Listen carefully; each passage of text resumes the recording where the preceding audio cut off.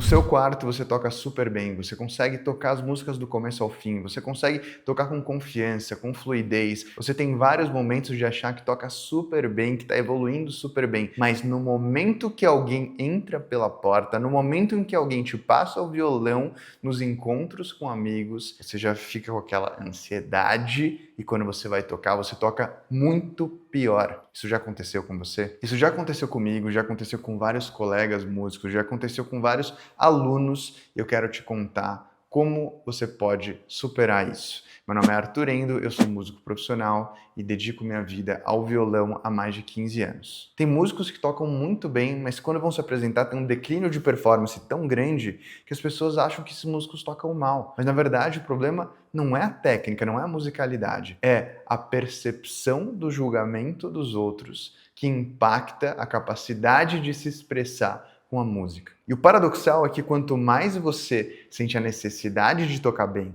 sente a necessidade de não errar, sente a vontade de tocar com perfeição, mais você vai comprometer a sua técnica quando tocando para os outros. Bom, mas como eu resolvo isso? O primeiro passo é gravando a si mesmo enquanto toca. Você vai perceber que não é igual, né? Não é a mesma coisa você tocar no seu quarto para você e você tocar com o celular se gravando, porque você já vai começar a pensar com mais cautela, com mais receios naquilo que você está executando, porque você sabe que depois você vai assistir e vai perceber todos os errinhos. Então, se você está gravando e não está confortável, isso é completamente normal. As primeiras semanas de um estudo de gravação são mais difíceis. Existe uma resistência grande para isso. Isso é ótimo. Por quê? Porque já é um treino para quando você for tocar em situações sociais. Outra coisa muito legal é, sempre que você for tocar para outras pessoas, respire antes, né? Tem gente que pega o violão, já começa a afinar, fica ansioso porque não consegue afinar direito, e já começa a tocar tal. Calma, né? Esses momentos de apresentação precisam que você ganhe o controle sobre a situação, né? Deixa as pessoas observarem, deixa as pessoas esperarem. E eu só percebi isso depois de muitos shows, depois de muitas turnês. Eu só percebi isso depois de uma grande turnê de 53 shows em 9 meses, passando pela Suécia, França, Estados Unidos, Colômbia. E depois de tanta exposição ao palco, ao público, eu comecei a entender uma coisa que mudou completamente minha relação com o público. Que é o seguinte, você não tá ali para impressionar. Você não tá ali para fazer com que as pessoas gostem de você ou julguem você, né? Você não está ali para fazer pontuação, para que as pessoas falem tudo que está certo ou tudo que está errado. A relação das pessoas com a música, pensa você quando você vai num show, você se importa se tem algum erro? Você fica anotando numa planilha todos os erros em todas as músicas? Ou você está ali para se emocionar? Para sentir algo. E um show específico em que eu estava tocando uma música e eu estava achando que eu estava errando um monte. Sabe aquela sensação de que você está fazendo tudo errado, que você está completamente fora de como você toca, da maneira que você acha que é a melhor? Né? Eu estava decepcionado, eu estava pronto para parar de tocar, né? Eu só não parei porque eu nunca acho que é melhor parar do que continuar tocando. Eu acho que mesmo com erro eu tenho que terminar a música, mas se eu cheguei em alguma vez na vida, em algum show na vida, parar de tocar no meio de uma música, foi essa música. Foi uma das piores execuções da minha vida. E aí, quando eu olhei para a plateia, uma mulher na primeira fila estava chorando de emoção. Cara, é muito louco isso. Como é possível? Né? Isso mudou completamente minha percepção de técnica, de música, do que é importante de fato na música. E me libertou dessa exigência de sempre buscar a perfeição técnica, sempre evitar os erros ao máximo, porque eu percebi que a emoção transcende as nossas preocupações. Então, quando alguém te passar um violão, você respira antes. Você respira, afina com calma, dá uma mini aquecida se quiser, controla o tempo. A pessoa que quer te ouvir tocar, não é você que quer tocar para ela.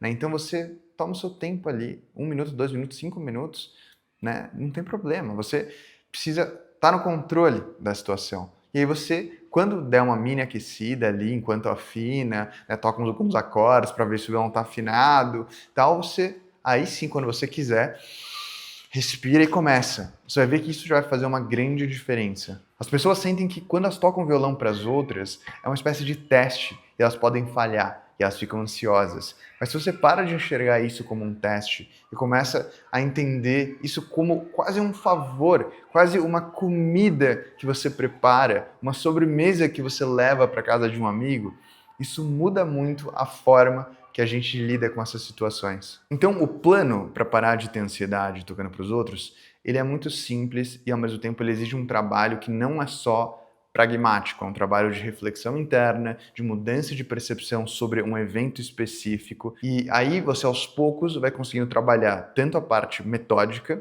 o plano de ação, quanto a parte interna, né, você lidando com seus demônios, com o perfeccionismo e etc., dependendo do que for o problema, né? Não precisa ser perfeccionismo, mas muitas vezes vai ser algo nesse sentido de querer sempre acertar, querer o máximo, querer aumentar a percepção social em relação aos grupos que você vai frequentar para tocar e ser percebido como um bom violonista, né, e a consequência de não ser percebido dessa maneira, né, ou quais são as consequências disso dentro do seu ciclo social. Tem várias questões aí que precisam ser trabalhadas com calma, mas o plano prático é o seguinte: você vai começar a gravar as suas sessões de estudo, né? Então, uma vez por sessão de estudo, toda vez que você sentar para tocar violão, você vai gravar um vídeo de 2, 3 minutos. Depois você vai assistir esse vídeo. E você vai fazer isso sempre que você sentar para estudar. Depois, quando você já estiver conseguindo gravar esse vídeo sem grandes atritos, sem grandes resistências, você fala, vou gravar um vídeo, é mais um vídeo. Deu play, tocou, né? Tá tudo certo. Dei uma errada aqui, outra ali. Tudo bem, não estou me sentindo mal por conta disso, não estou sentindo que é difícil mais.